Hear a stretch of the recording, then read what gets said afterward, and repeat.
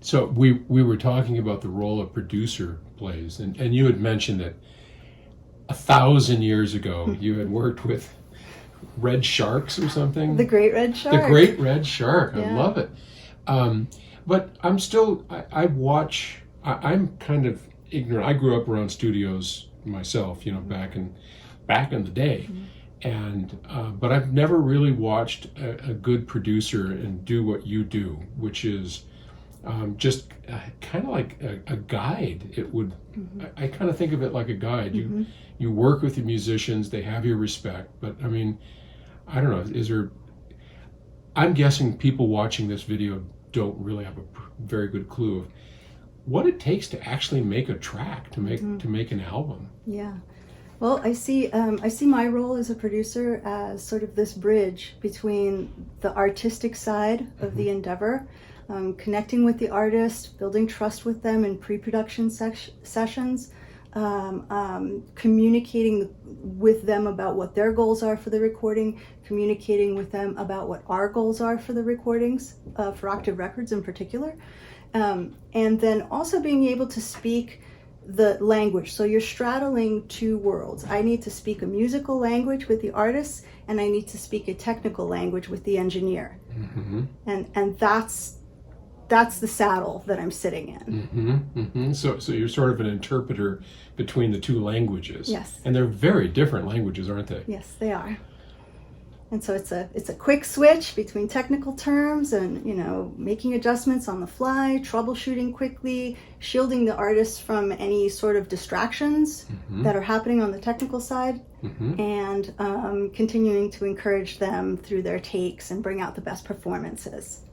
And what I've really noticed watching the way you deal with a musician is so different than a technical person like me or Gus.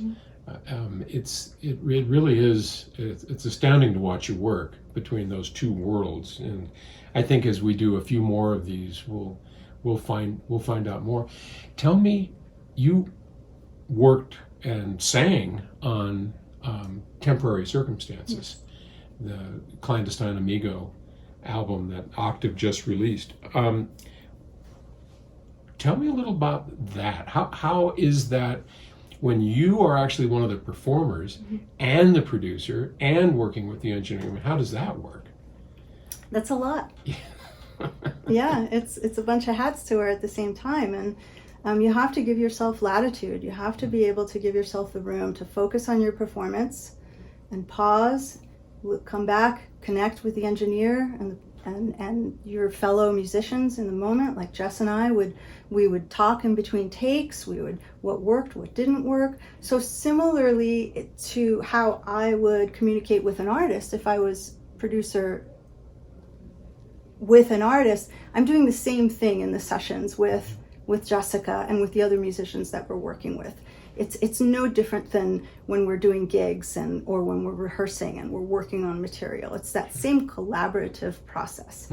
So it's collaborative with my fellow artists, collaborative with my own self in terms of some self-compassion, and connecting with the technical people around me, the engineers. It seems almost like one of those impossible tasks where the director of a movie is also the star. Yeah. How It's a bit of a dance, not to be too much of a metaphor, but it is a dance. It's a balancing act that we do. Well, it turned out great, and I hope everybody has a chance to hear what you guys pulled off. I hope so too. I love it, and I'm so proud of it. Yeah. Well, we will hear more from you. Thank you, Paul. Thanks, Giselle.